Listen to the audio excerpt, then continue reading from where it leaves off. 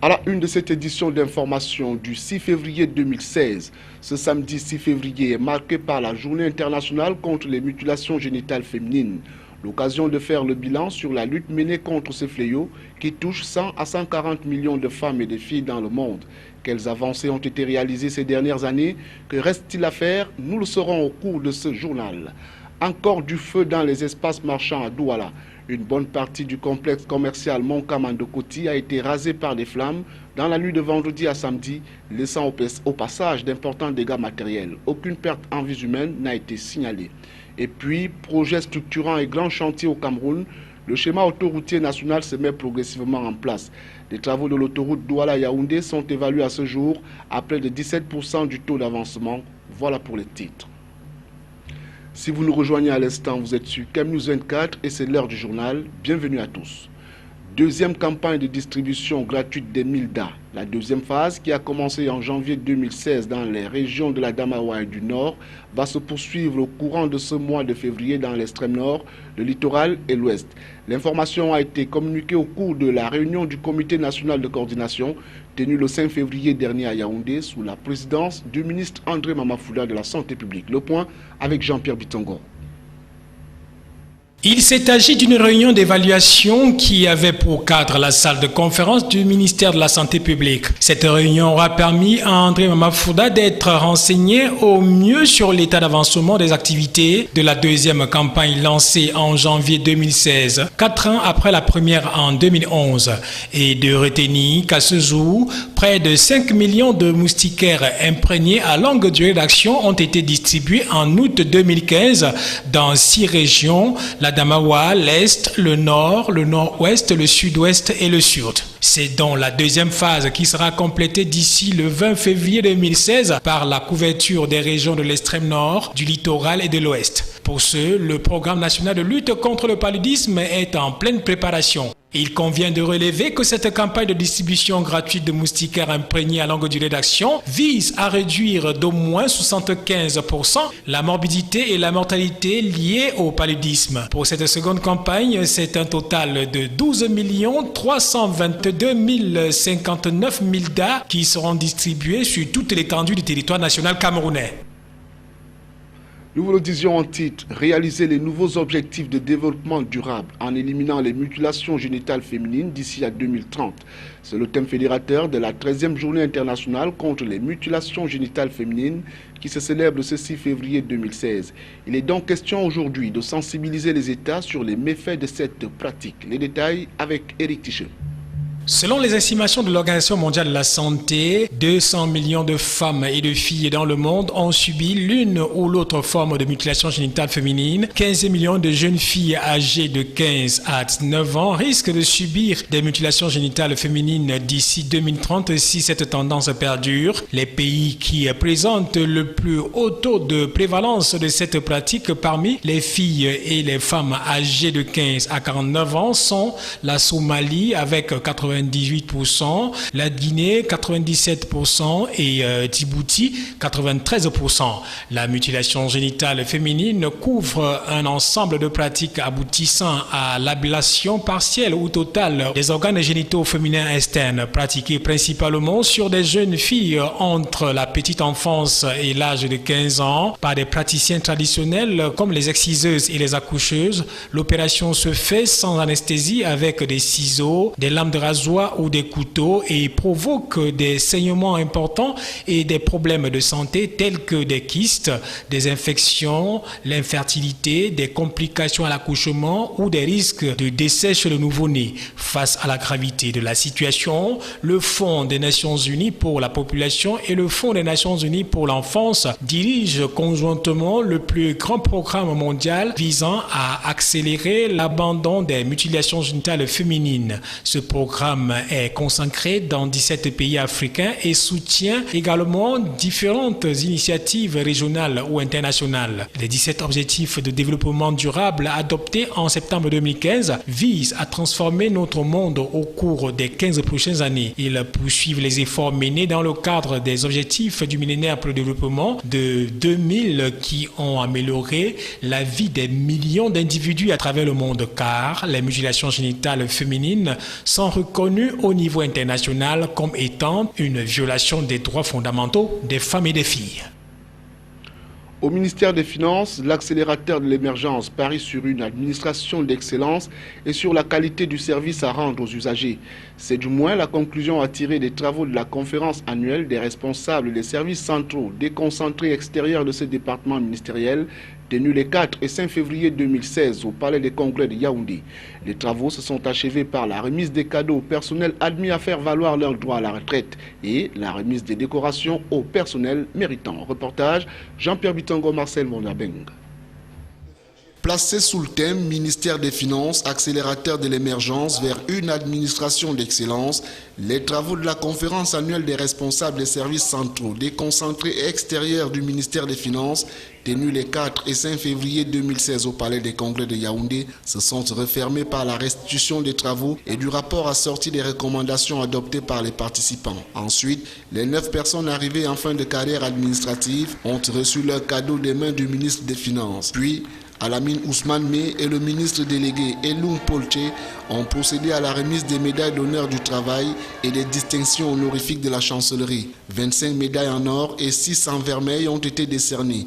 4 personnes ont été élevées au grade d'officier de l'Ordre national de la valeur, 11 chevaliers du mérite camerounais et 3 officiers du mérite camerounais. En prenant la parole pour ouvrir la phase de présentation des vœux de Nouvel An, le secrétaire général Gilbert Didier Edouard, au nom de tout le personnel des finances, adresse les condoléances au ministre après la disparition de son père, un baobab que le Cameroun a perdu.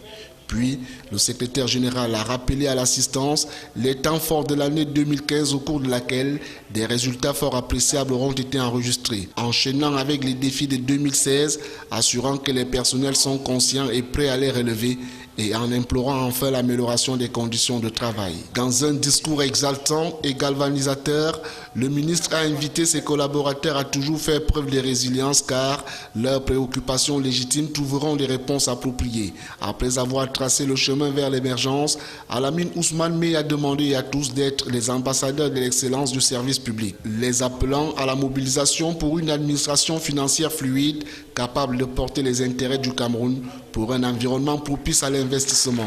La fin, c'était la remise des bouquets de fleurs au ministre délégué, au secrétaire général et l'échange des poignées de main. National se met progressivement en place. Les travaux de l'autoroute Douala-Yaoundé sont évalués à ce jour à près de 17% du taux d'avancement. La récente visite sur le site du chantier a permis au ministre des Travaux publics de voir de très près ce chantier. Quels seront donc les atouts de ce projet? Réponse avec Jerry Eba. Les travaux de construction de l'autoroute Douala-Yaoundé affichent un taux d'avancement évalué à 16,5%. Le constat est du ministère des Travaux publics qui s'emploie dans le suivi et évaluation de ce chantier novateur. L'autoroute Douala-Yaoundé, comme un facteur considérable de développement, est un projet qui ambitionne de doter le Cameroun d'un patrimoine autoroutier et surtout de sortir le pays des sentiers battus pour la modernité. L'autoroute Douala-Yaoundé, long de 215 km au lieu de 246 km de l'axe Douala-Yaoundé, il sera constitué d'une voie express de première classe, 2 fois 2 voies, avec une largeur de chaussée de 30 mètres. Ceci 3 fois la largeur de l'actuel axe lourd. Sur cette autoroute, les experts ont fixé la vitesse de référence à 100 km/h. L'autoroute Douala-Yaoundé, dont le coût total est évalué à 284 milliards de francs CFA, rencontre jusqu'ici des tribulations à cause du nerf de la guerre, où les populations revendiquent le paiement de leurs indemnisations. Mais le gouvernement, par la voix du ministre des Travaux publics, rassure celles-ci sur la mise à leur disposition de l'argent escompté. Entre-temps, depuis octobre 2014, date de lancement des travaux, le chantier avance lentement, pourtant prévu durer 48 mois. L'accent doit être mis dès lors sur le respect des délais. Semaine nationale du bilinguisme, parler satisfaisant du français et de l'anglais dans la région du Nord. Plusieurs activités ont été organisées au cours de la semaine dédiée au bilinguisme dans cette partie du pays afin que chacun puisse avec aisance s'exprimer en français et en anglais. Au cours de la cérémonie de clôture, les responsables en charge de la promotion du bilinguisme ont appelé à plus d'efforts pour la promotion du français et de l'anglais. Jusqu'à Raman Bonnier et Colin Bekatal.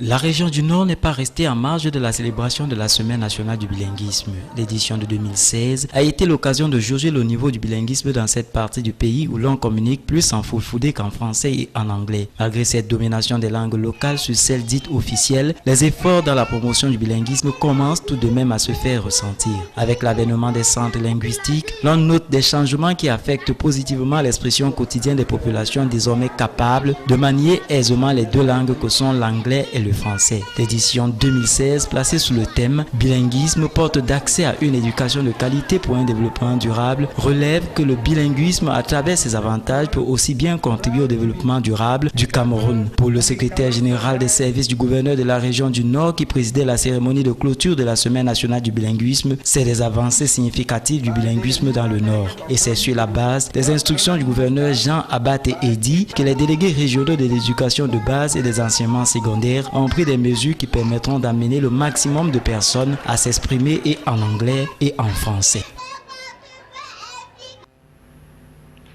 Le bilinguisme est donc une affaire de tous, mais cette unanimité n'est pas le reflet de la réalité. Dans la fuite des difficultés d'apprentissage des deux langues, certains trouvent refuge dans une langue qui n'est ni le français, encore moins de l'anglais. Mais d'autres, plus conscients, comprennent les enjeux et le profit qu'il y a à parler ces deux langues officielles. Reportage. Le développement socio-culturel du Cameroun a pour socle ces langues que sont le français et l'anglais. La corrélation entre l'histoire du Cameroun et le thème choisi pour la célébration de l'édition de 2016 de la Semaine du bilinguisme démontre à quel point l'imprégnation des deux langues relève d'un devoir. Le bilinguisme est un processus qui se met en place depuis les indépendances. Et vous savez, ces pays, la réunification en 1961 et l'unification en 1972 permet en fait que les Camerounais de plus en plus se rencontrent, et en se rencontrant, ça permet ici là de renforcer ce bilinguisme. C'est une donnée importante et nécessaire pour nous, parce que nous devrons vivre avec. Ça fait partie de notre histoire et ça fait partie de notre matrice. Nous sommes obligés de vivre avec. Dans les lycées et collèges, l'anglais et le français sont des langues peu appréciées des jeunes. Et à l'usage, les Camerounais de tout âge recourent à une forme hybride qu'ils appellent le camfranc anglais. Une originalité qui frise malheureusement la fuite en avant. Cameroonians are not bilingual. Reason being that people don't practice the speaking English. So we spend more time concentrating on French and what we call today franc anglais. It's actually killing our youth today. On trouve cependant de nombreux Camerounais conscients des enjeux. Je dois dire qu'il y en a certains qui le sont vraiment parce qu'ils s'investissent dans la chose. Parce que je suppose qu'on parle bien de l'anglais et du français. Bon à savoir, le bilinguisme au Cameroun, ce n'est pas une question de choix du français ou de l'anglais, mais plutôt de l'acquisition du français et de l'anglais. Une passerelle qui nous conduit donc en littérature. Jean-Emmanuel Pondi remâche les idées de l'ancien président du Burkina Faso, Thomas Sankara, assassiné il y a environ 3 décennies. Le secrétaire général de l'université de Yaoundé 1 vient de commettre un ouvrage qui a été dédicacé au cours de cette semaine à Yaoundé. C'était en présence de nombreuses personnalités, parmi lesquelles la veuve Mariam Sankara, Jean-Pierre Bitongo, Marcel Vondo et Jerry Eba pour le récit. Thomas Sankara et l'émergence de l'Afrique au XXIe siècle. C'est le titre de l'ouvrage du professeur Jean-Emmanuel Pondi. Ce livre établit un parallèle entre les objectifs du millénaire pour le développement et ceux du programme de développement qu'avait Thomas Sankara pour son pays, le Burkina Faso. En effet, l'auteur dans son ouvrage revisite l'histoire du pays des hommes intègres tout en restituant l'actualité des idées et perspectives de celui-là qui travaillait pour son pays.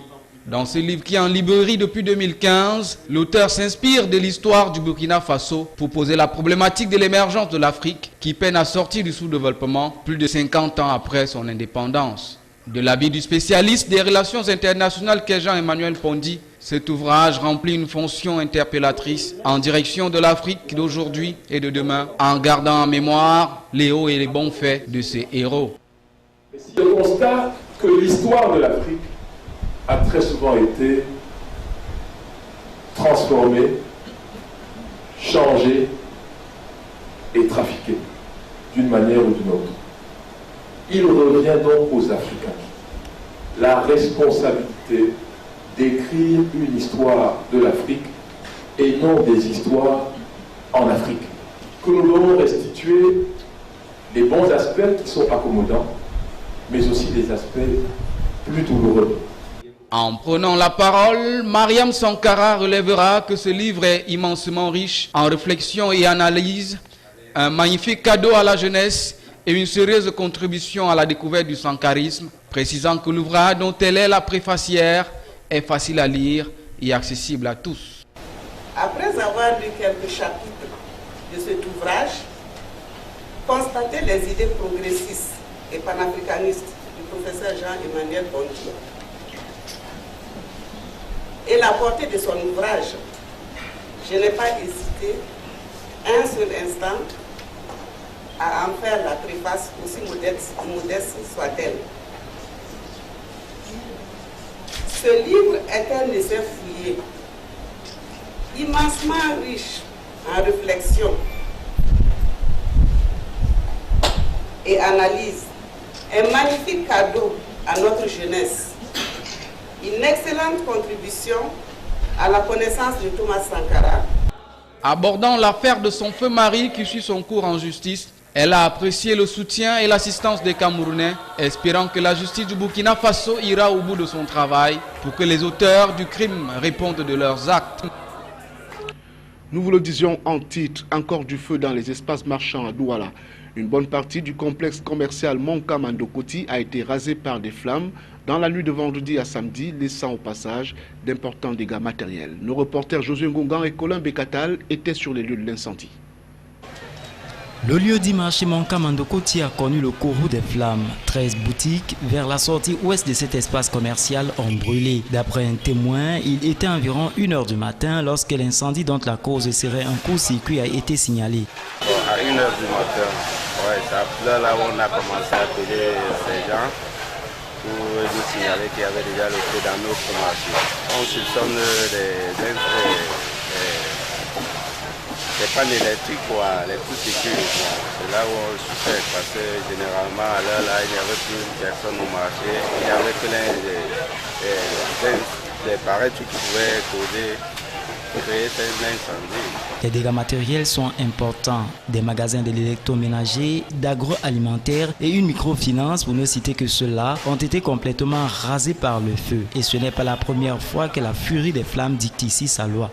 On ne fait que retirer nos bâtons c'est pour sauver les gens qui ne sont pas brûlés. J'ai été victime, ça fait aujourd'hui peut-être même 3 ans. Si dans de telles situations, l'énergie électrique et les pyromanes sont souvent indexés, il faut aussi relever que la fascination du feu, surtout pour nos marchés, trahit l'anarchie notoire des installations dans les magasins. De grosses pertes qui pouvaient pourtant être évitées par de petites précautions.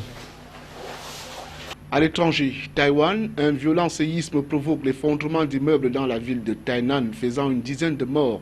Santé, la Colombie annonce la mort de 3 personnes des suites du virus Zika. Et puis en sport, sécurité renforcée autour du Stade de France qui a accueilli son premier match ce samedi depuis le 13 novembre. Plus de détails avec nos confrères de l'AFP. Un tremblement de terre d'une magnitude de 6,4 a surpris Taïwan samedi et provoqué l'effondrement de plusieurs immeubles dans la ville de Tainan. Il y a des centaines de blessés et des foyers sont privés d'eau et d'électricité.